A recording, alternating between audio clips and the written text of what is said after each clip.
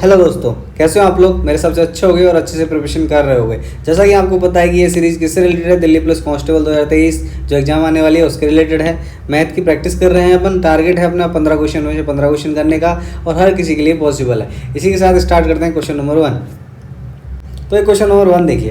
Question number 1 में क्या कह रहा है, ये कह रहा है कि इंग्लिश में इधर का, हिंदी में इधर का। अब पढ़िए। ये कह रहा है सी डी मिलकर एक कार को 12 दिन में करते हैं और सी की डी की क्षमता 2 गुनी है, ई डी की क्षमता 3 गुनी है, ई अकेला कितने दिन में करेगा, ये पूछ रहा है। अब देखो इस क्वेश्चन को। इस क्वेश्चन में ये सबसे पहला इस लाइन को पढ़ो, सी डी मिलकर एक काम को 12 दिन में करते हैं। ठीक है, कोई दिक्कत नहीं। तो सी अपन लिख लिया, सी प्लस डी प्लस ई, इसको करते हैं 12 दिन में। फटाफट लिख लिया एक छोटा सा नोट। फिर उसके बाद कह रहा है सी डी की क्षमता। ये क्षमता यानी कि एफिशिएंसी की बात कर रहा है, एफिशिएंसी की बात कर रहा है। तो यहाँ लिख लो सी डी ई, अनुपात लिखेंगे। ठीक है, क्योंकि ये कह रहा है डी सी डी की क्षमता की 2 गुनी है। ठीक है, तो डी की मान लेते हैं 1, तो सी की कितनी होगी, सी की क्षमता डी से 2 गुनी है तो 2 हो गई। अब एक रहा है ई की क्षमता डी से 3 गुनी है, तो डी 1 है तो ई कितना हो जाएगा 3, इस लाइन से। ठीक है, इस लाइन से कोई दिक्कत। अब देखो ये टोटल इनका एफिशिएंसी का रेशियो है, एफिशिएंसी, और यहाँ दे रखा है। अब ये टोटल एफिशिएंसी कितनी होगी तीनों की मिलकर 6। तो जब 6 एफिशिएंसी है तो ये कितने दिन में कर रहे हैं काम को, 12 दिन में, ये दे रखा। तो ये आ जाएगा टोटल काम।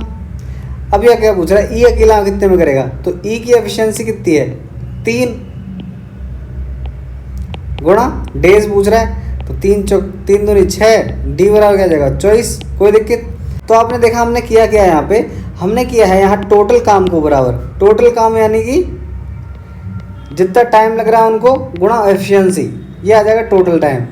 तो एक बार काम आ गया, आपको काम निकाल लिया आपने, फिर दूसरे को करने में कोई दिक्कत नहीं है इसमें। ये एफिशिएंसी से करना है आपको। ठीक है, अगला क्वेश्चन देखते हैं। ये क्वेश्चन देखिए। इस क्वेश्चन में ये कह रहा है कि 2 ट्रेनें हैं, एक्स वाई एक दूसरे के ऊपर चल रही हैं। रेलगाड़ी मिलने के पश्चात एक्स वाई को ये पहुंचने में क्रम से 5 घंटे 4 घंटे 3 मिनट समय लगता है। रेलगाड़ी पी की गति कितनी है, रेलगाड़ी क्यू की गति कितनी है। ठीक है, अब इस क्वेश्चन में देख लो आप। इस क्वेश्चन में एक ट्रिक है, उसको याद कर लो, या फिर एक फॉर्मूला है उसको याद कर लो। एक ये कह रहा है एक्स ट्रेन यहाँ से चली, वाई ट्रेन यहाँ से चली, ये पी स्टेशन है, क्यू स्टेशन है। मानो कि यहाँ पे मिल गई दोनों, मिलने के बाद ये वाई ट्रेन यहाँ पहुँच गई, एक्स ट्रेन यहाँ पहुँच गई।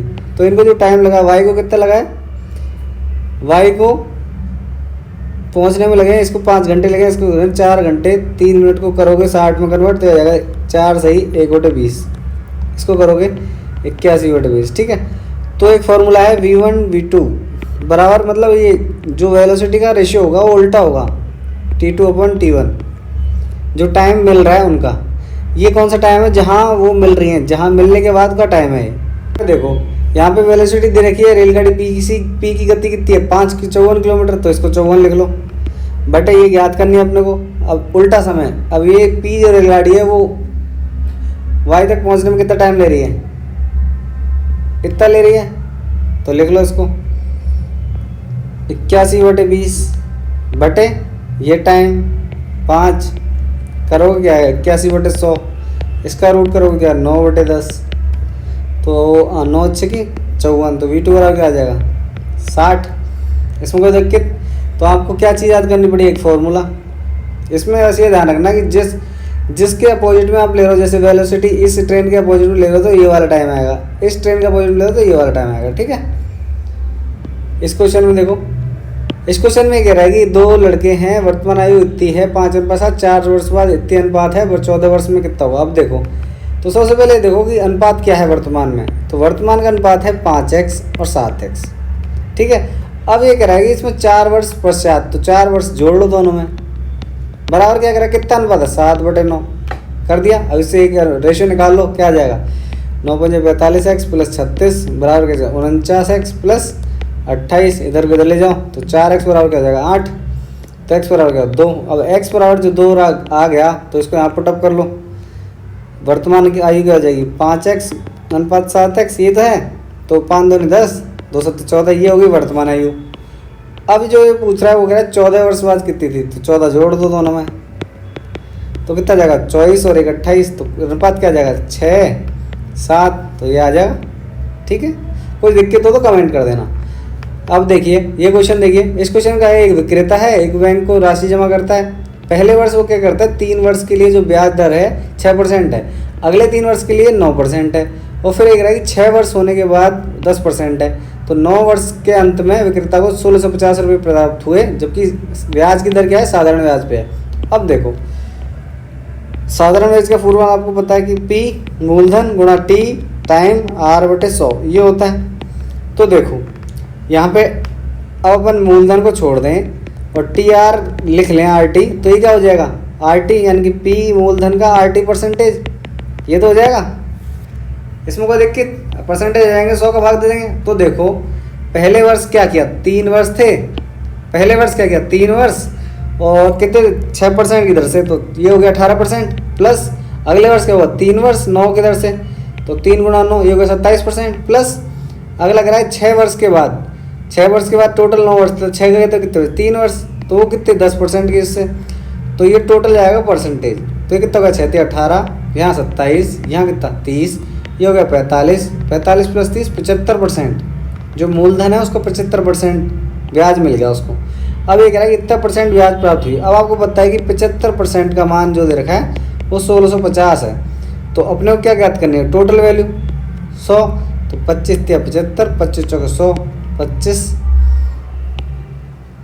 यहाँ काटोगे 3 × 5 = 15, 3 × 5 = 15, अब गुणा करो क्या आएगा 4 × 5 = 20, 2 = 22, ये तो आएगा 2200, तो यही आंसर हो गया। कुछ नहीं करना आपको, बस ये ध्यान रखना कि RT का जो मल्टीप्लिकेशन है वो परसेंटेज में जोड़ के फटाफट आंसर लाना है। ये देखो इस क्वेश्चन में क्या करा है कि एवरेज है, एवरेज इनका एवरेज 52 के बराबर है, इनमें एवरेज नहीं सके। अब एवरेज बराबर क्या होता है आपको, एवरेज बराबर होता है कि टोटल सम बटे नंबर ऑफ संख्या, और टोटल सम करोगे तो कितना आ जाएगा, ये आ जाएगा 64, इसको करोगे क्या आ जाएगा 132, ठीक है, इसको जोड़ो कितना आएगा 136, इनको जोड़ो क्या आएगा 268, और x सही है, तो 268 + x बटे टोटल नंबर ऑफ संख्या कितने थे 1 2 3 4 5 6, तो 6 बराबर कितना एवरेज है 52, तो 268 + x बराबर क्या आ जाएगा 312, तो x बराबर क्या आ जाएगा 44, तो ये आंसर आ जाएगा। तो इजी क्वेश्चन है, बस आपको थोड़ा अपने आप पे भरोसा रखना है। अगला क्वेश्चन देखो, अगला क्वेश्चन एक रहा है कि चीनी का मूल्य है वो 20% की दर से बढ़ हो गया, एक व्यक्ति 120 रुपये में 3 किलो चीनी कम खरीद पाता है। तो ऑब्वियस है, आपको पता है कि प्राइस 120 रुपये है, अपने पास फिक्स रुपये 120 रुपये। अब पहले x मान लेते हैं, x प्राइस था, अब कितना हो गया 20% बढ़ गया, तो 20% बढ़ाओगे तो कितना हो जाएगा 120 लिख दोगे तो कितना आएगा 6 बटे कितना 5x, ये आ गया। ये प्राइस पहले था, ये अब है, तो अपने पास रुपये तो फिक्स हैं, तो अपना क्या है चीनी कितनी आएगी केजी में, आपने पता है जितने रुपए हैं बटे में जितना प्राइस है माइनस 120, और आपको पता है कि प्राइस पहले कम था तो ऑब्वियसली चीनी ज़्यादा आएगी, ठीक है। तो यहाँ पे भाग दिया, पहले चीनी आ रही थी वो दूसरी घटा दी, तो 6x बटे 5 ये कर दिया, बराबर में कितनी चीनी कम खरीद पाता है, 3 किलो चीनी कम आती है पहले से, तो लिख दिया 3 kg। अब इसको सॉल्व कर लो, 120 कॉमन ले लो, x भी कॉमन आ जाएगा, नीचे क्या आएगा, नीचे करोगे तो ये आपका आ जाएगा 6 1 बटे 6, ठीक है।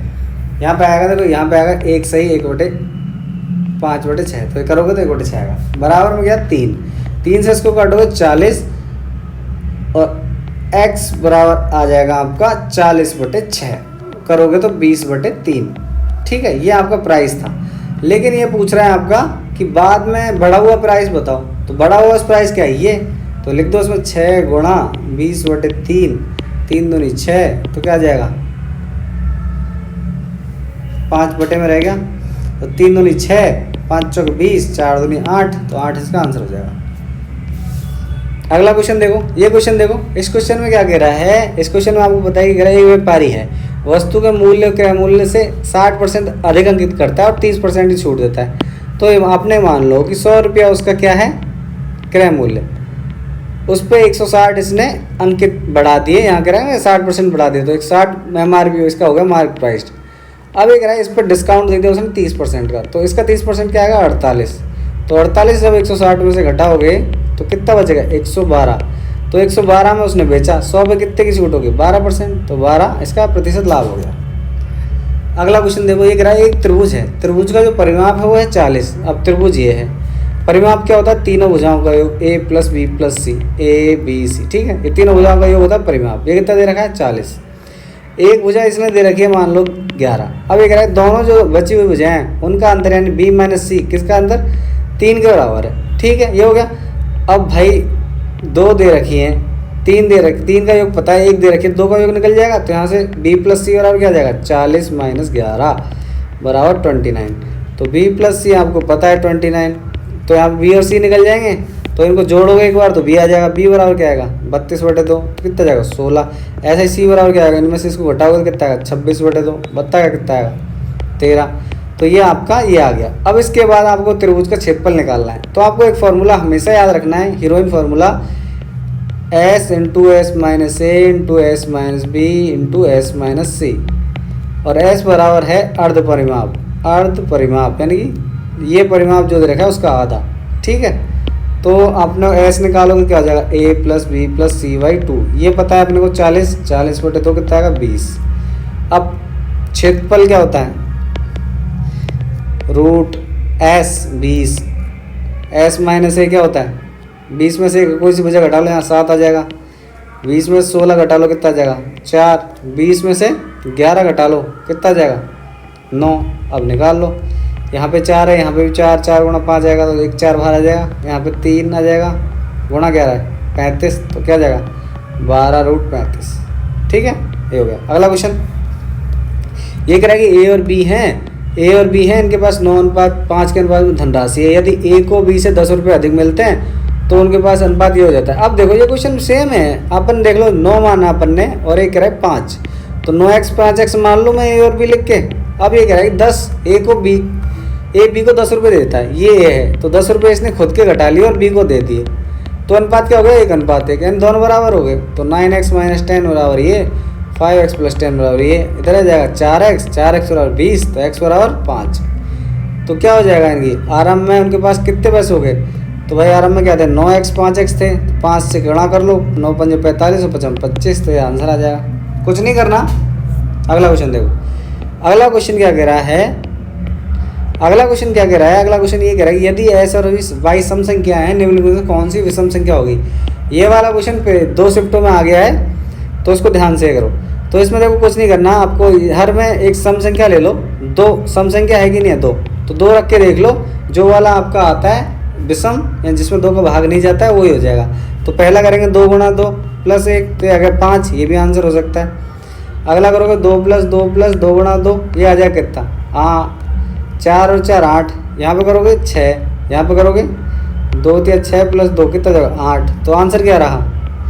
यही 5, तो ये आंसर। तो अगला क्वेश्चन देखते हैं। ये क्वेश्चन देखो, इस क्वेश्चन में क्या रहेगी? 0.7 का स्क्वायर प्लस 0. इसका स्क्वायर, तो इसमें पॉइंट ध्यान रखना है आपको। इसमें इसका वर्क करोगे 49 आएगा, इसका भी करोगे 49 आएगा, लेकिन यहाँ पे 2 हैं तो 4 पॉइंट छोड़ के 0 लगेगी, यानी ऐसे 2 0 और लगा दो पॉइंट। ऐसे इसमें 2 हैं तो 2 8 का 2 लगेगा, ऐसा हो जाएगा। अब इनमें 2 जोड़ दो तो 0.949, तो पॉइंट का ध्यान रखना है।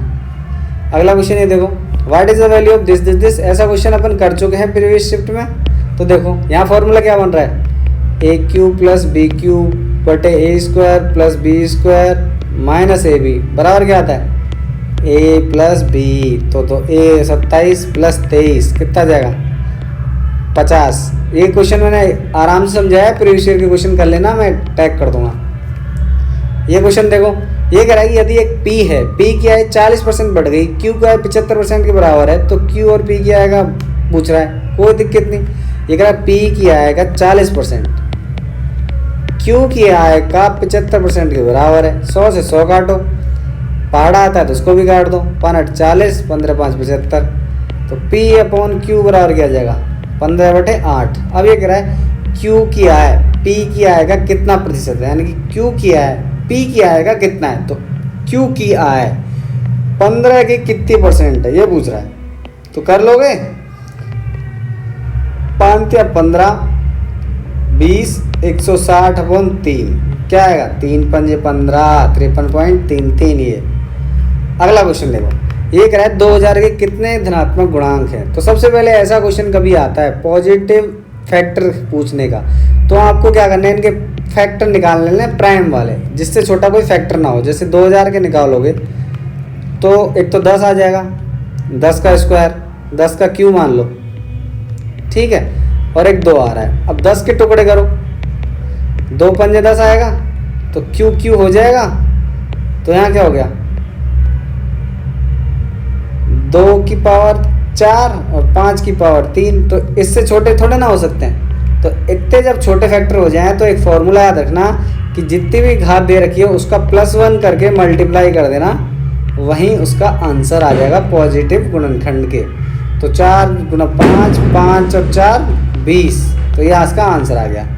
तो जैसे a की पावर b है, b की पावर c है, तो इसके कितने होंगे गुणनखंड, तो b+1 गुणा c+1, ठीक है। अगर d होता तो d की पावर e होती तो e+1, ठीक है, सारे गुण हो जाते। क्वेश्चन देखो, इस क्वेश्चन में क्या कह रहा है, ये क्वेश्चन कह रहा है कि प्रथम 100 पूर्णांक हैं, 100 पूर्णांक हैं होल नंबर, उनमें से एक कितनी बार आता है। पहली बार तो होल नंबर क्या होते हैं, तो होल नंबर आपके होते हैं 0 से स्टार्ट, 0 से लेके 100 तक के बीच पूछ रहा है एक कितनी बार आ रहा है, ठीक है। अब पहला देखो, यहाँ से 0 से लेके आप लो 10 तक कितनी बार आ रहा है, एक तो 1 आ रहा है, एक खुद 10 आ रहा है, तो कितनी बार हो गया, 2 बार रिपीटेशन। अब लो 11 से लेके 20 तक, तो 11, 12, 13 ऐसे करके सब में आ रहे हैं, 14, 19 तक आ रहे हैं, तो 9 तो ये हो गया 19 तक, और एक 10 खुद ये हो गया, तो 10 बार यहाँ तक हो गए। इसके बाद 21, 31, 41, 51, 61, 71, 81, 91 ये हो गए। 100 को काउंट नहीं करना, ठीक है। हाउ मैनी डिजिट्स एक appear in the first 100 whole number, ठीक है। शुरुआत के 100 पूछे तो 0 आ गया, तो 99 तक ही काउंट हो गए, ठीक है। तो 1, 2, 3, 4, 5, 6, 7, 8, तो 8 ही और हो गए, तो टोटल कितने हो गए 20, तो 20 का आंसर हो जाएगा, ठीक है। अगर कुछ दिक्कत आई हो तो कमेंट करना। इसी के साथ जय हिंद, जय भारत। थोड़ा शोर हो रहा है पर कोई बात नहीं।